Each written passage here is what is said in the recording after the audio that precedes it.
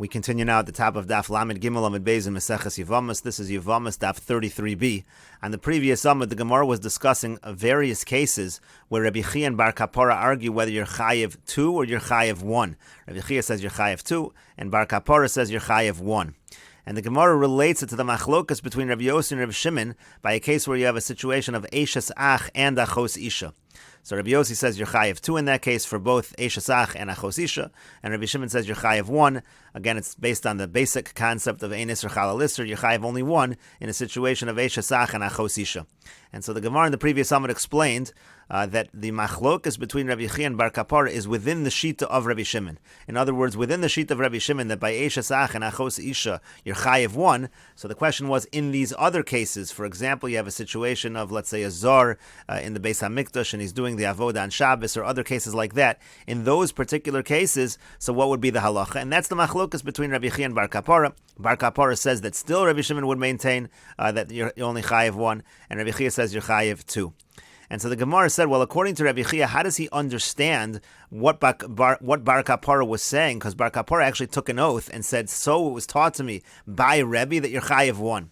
And so the problem is, according to Rabbi Chia, how does he understand that Bar Kapara would take an oath? Does he understand that Bar Kapara was lying? Now, the other way around, it makes sense. When Bar Kapara heard Rabbi Chia take an oath that you're Chayev 2, Bar Kapara simply said, oh, so really Rebbe was talking about Rabbi Yossi's opinion, and he got confused. Rabbi Chia got confused and thought it was within Rabbi Shimon. But the other way around, it's difficult to understand. And so the Gemara now explains how Rabbi Chia understands how it is that Bar Kapara got confused by what he heard from Rebbe. So the answer is he heard him teaching two things, v'isser kolal asnei. Really what happened was, Rebbe was talking about cases that are isser kolal. By isser kolal, Rebbe was saying you're only chayev 1.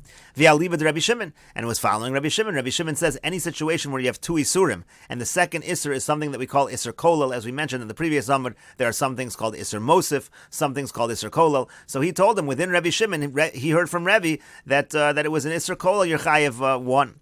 V'chazi lebar kapara lezor she'achal malicha. Then what happened was, this is how Rabbi Chia understands that Bar Kapara got confused. Bar Kapara then saw the third case. The third case is a zor she'achal malika. Now, as we said on the previous Amud, by a zor she'achal malika, that's not a case of isser kolal. That's a situation where it's ba bevas achas. Both isurim happen at the exact same moment. Now, Bar Kapara saw that case and got confused. V'aidi dedamya lo arva bahadayu. Since it's very similar to the other cases they were discussing, he mixed up and he said it must be the same halacha there. V'ayin ba, and he tried to figure out what's going on. V'lo ashkech ela bevas achas, and so he understood that by the case of zor she'achal malika, as we said on the previous Amud, the only way that can occur, both isurim have to happen at the exact same moment. So he said it must be that if I heard it, that if it's true that by zor she'achal malika bevas achas, it's all at one moment and you're chayev 1.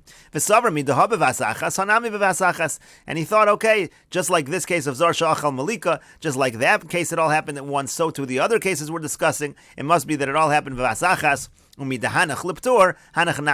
so then he said, well, from the fact that the other cases are pater, and he assumed mistakenly, again, according to Rabbi Chia, Bar Kapara assumed mistakenly that those other cases were cases of bas achas, and you're only chayev 1. That's what it means, pater. So therefore, he extended it to zor she'achal malika as well, and that's how Rabbi Chia will understand that Bar Kapara got confused. And we'll take a look at Rashi over here. V'isser kolal asnion. Really, what was happening was Rebbe was telling Bar Kapara cases of isser kolal. Kilomar hechi de isra me'al yedei kolal. In other words, you can have cases where it's isser kolal. Again, that's a situation where one isser happens first chronologically, and then another isser comes, and it's not mosif, it doesn't add to the same chaticha, but it includes other things. So he taught him asni on Rebbe Petura. So Rebbe taught that it's pater in that case, meaning you only chayev 1. Ve'alibed Rabbi Shimon, and he said it according to Rabbi Shimon. Ve'heicha de isru bevas achas asni on chiyuv. And now in a situation of bevas achas, actually there would be chiyuv, you'd be chayev 2. Avol malika lo asni on liftor klal. He never mentioned malika. Malika is a case of bas achas that actually would have been chayev. The lo mashkachas lo bekolal. You can't come up with malika with a case of kolal. Ela bevas achas. By malika, as we said in the previous Amud, both isurim will always be chal at the same time. V'hasam Rabbi Shimon Modi, and there Rabbi Shimon would admit. V'chazia Bar Kapara l'zor she'achal malika dedamya lahu. So then Bar Kapara compared this case of zor she'achal malika to the other cases that were also similar cases of kachim. Again, like for example, you have a zor doing the avod in the Beis HaMikdash on Shabbos. The havanami kachim. Similar. It's like cases of kachim. Chardim mechayev olatarti. It's a case of kachim where there's one thing where you chayev 2 things. V'yarva b'hadayo. So he mixed everything up. L'ptur, and he thought they're all pater. V'chiyarva lo asek adayte dehalo mishtakachas bekola. When he mixed up the cases, he didn't think in his mind, oh, there's one case that doesn't occur in terms of isser kola and the other two do. Now, after some time, when he had these three cases in his mind, and he was learning them all together, so he found out, at least for sure, one of the cases, it can only be bevasachas. He forgot that he mixed up that third case with the other two cases. So he thought Rebbe taught him all three. So he said, from the fact, again, that case of Zar Shachal Malika, the Isurim are Chalo at the same time in its potter, and it must be that the other two cases that Rebbe did teach, they're talking about situations where the Isser was Chal B'Vasachas. As we said in the previous Amud, you can come up with ways that they're Chal B'Vasachas. Let's say the person reaches maturity at the same time of the Isser, so then he'll, at the same time of the second Isser, so both Isurim will happen B'Vasachas, because he reaches maturity at that moment in time. But the point is, he thought all these cases are B'Vasachas, and that's how he got confused with what Rebbe had told him. And the Gemara continues, Meisvei, we have a question on Bar Kapora from the following Brisa. Zor sheshimesh b'Shabbos. Let's say you have a situation of a non-Kohen, and he serves in the Beis HaMikdash, he does the Avodah on Shabbos. Or you have a case of Baal Mum sheshimesh b'Tumah, he's a Baal Mum, and he's serving in the Beis HaMikdash, and he's also Tameh. So Yesh kan mishum Zoris umishum Shabbos. So you're going to be Chayiv too. You'll be Chayiv for being a non-Kohen who's serving in the Beis HaMikdash, and because of violating Shabbos. Umishum Baal Mum, umishum Tumah, and you'll also be Chayiv for two because you're a Baal Mum serving in the Beis HaMikdash, and also your Tameh. Divrei Rabbi Yossi, that's Rabbi Yossi's opinion. Again, like Rabbi Yossi says, you're Chayiv too. We say that one Isser is Chal on the other Isser. Rabbi Shimon Omer, Ein kan ela mishum Zoris ubal mum bilvad. Rabbi Shimon says no. In the case of, let's say you have a situation of Zor Shashimesh B'Shabbos, the only Chayiv will be Zoris, the fact that the person is not a Kohen. In the case of a Baal Mum Shashimesh B'Tumah, the only issue is going to be Baal Mum, basically saying Ein Isser Chal al Isser. So the Gemara notes over here, interesting, V'ilu Malika Shaira, the case of Zor Sha'acha Malika, where it's Chal B'Vasachas, it was left out. Why was it left out? Laman Shaira, for whom was it left out? Was it left out for Rabbi Yossi or for Rabbi Shimon? Ilema Rabbi Yossi, if you're going to say it's for Rabbi Yossi, Hash Rabbi Yossi b'Isser Kolo Mechayev Shtayim. If Rabbi Yossi says by Isser Kolo, these other two cases, like we said, are Isser Kolo, and you're Chayev too. So b'Isser Basachas mi boy. So the Gemara assumes, of course, Isser Basachas. If both Isurim are Chal at the same time, certainly Rabbi Yossi will say Mechayev Shtayim. So in terms of Rabbi Yossi, you could have listed the third case. So Elalav Rabbi Shimon. Obviously, the reason we left it off is because Rabbi Shimon would not say the same thing by that case, and it means to say u'b'Isser Kolo hu depater. Rabbi Shimon says only by Isser Kolo Potter. Avol b'Isser B'Vasachas Mechayev, but by Isser B'Vasachas he would say Chayev. That goes exactly against what Bar Kapora said, and the Gemara says indeed that's true. To Yufta Devar Kapora to Yufta. This is indeed a refutation of Bar Kapora. And the Gemara continues, Zor Shashimesh B'Shabbos B'Mai. This case that you had of a non-Kohen who serves in the Beis HaMikdash on Shabbos, and Rabbi Yossi says he's Chayev too in that particular case. So what exactly did he do? What part of the Avoda did he do in the Beis HaMikdash that violated Shabbos as well? If we're talking about shchita, he shechted the animal, the carbon. So shchita bezar ksheira, that's actually fine by a non-Kohen to do shchita. There would only be one violation of Shabbos. You wouldn't have two violations. V'i b'kabola v'holach. And now if it's receiving the blood and taking the blood over to the mizbeach, tiltul bi'almahu, that's just moving things around. That's not a chiyuv of any kind. That's an isser d'Rabbanan. And ibahaktar, if it involves burning things, v'yomer Rabbi Yossi, but Rabbi Yossi said havora l'lav yatzasa. It says in the Torah that havora, it specifies lo sevaru eish b'chol mosh v'osechem b'yom haShabbos. You're not allowed to light a fire on Shabbos. And Rabbi Yossi is the one that happens to say that that's to make it more lenient. You're not chayiv to bring a carbon when it comes to havara. It's l'lav yatzas. The reason why it was specified among all the 39 malachas is to tell you that it's only a lav.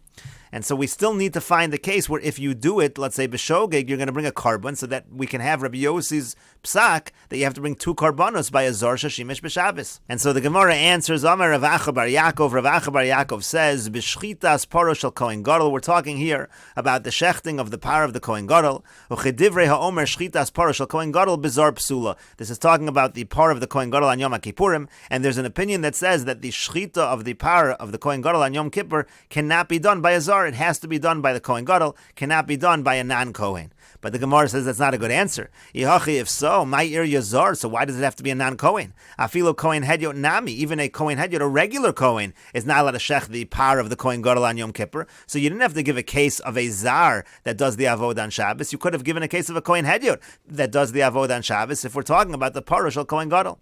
And so the Gemara answers simply, shezar etzlo ka'amar. It could be that when we gave this case of a zar shashimesh b'Shabbos, we just this meant the person is a zar legabe that avoda. A Kohen Hedyot, when it comes to the par of the Kohen Gadol, is considered a zar legabe, the par shel Kohen Gadol, and therefore again zar etzlo. That's all it meant when it said a zar shashimesh b'Shabbos. And the Gemara continues, Maskeflo Rav Ashi. Rav Ashi asks the following question: Midi chatos katani olave katani. Does it say anything about your chayev two chatases or two lavin? In other words, when Rabbi Yossi said your chayev twice, he wasn't so specific. So we can say any isur. We don't have to give any of these answers. Elo isure ba'alma kachash. If we're just saying how many isurim there are, it really doesn't matter exactly what violation of Shabbos we're talking about by zor shashimesh b'Shabbos. The point of Rabbi Yossi just was that there are two isurim. The Gemara says, L'may nafkamina. Well, if there's no punishment involved, so what difference does it make if you did two isurim? And the Gemara answers, L'kov robein rishayim gemurim. It makes a difference because if a person commits multiple sins, now he's going to be buried accordingly among the wicked people. And the Gemara continues with the Mishnah, Shnayim shekitshu shtei noshim. Let's say two men, they perform eris and kiddushin with two women. They do the betrothal process. Uveshaz knisasan lechuppah. And then when it's time for the nisuin, when it's time to go lechuppah, hechlifu es shel zeh lo zeh ve'es shel zeh lo zeh. The women get mixed up, and so it turns out that each man has relations with the wrong woman. Harei elu chayavin mishum eishes ish. So then in that situation, they're both chayav because of eishes ish. Each one had relations with a woman who was the wife of somebody else. Vim hayu achin. Now let's say the two men that we're talking about are brothers. Mishum eishes ach. Now there's an additional issue because now the person had relations with the wife of his brother. Vim hayu achayos. Now let's say the two women are sisters. Mishum isha el achosa. Then you have an additional violation because now the person took the sister of his wife. Vim hayu nidos. And let's say the women were nidos. Mishum nida. Then you have the violation, the additional violation of having relations with a nida, with a woman who's menstruating.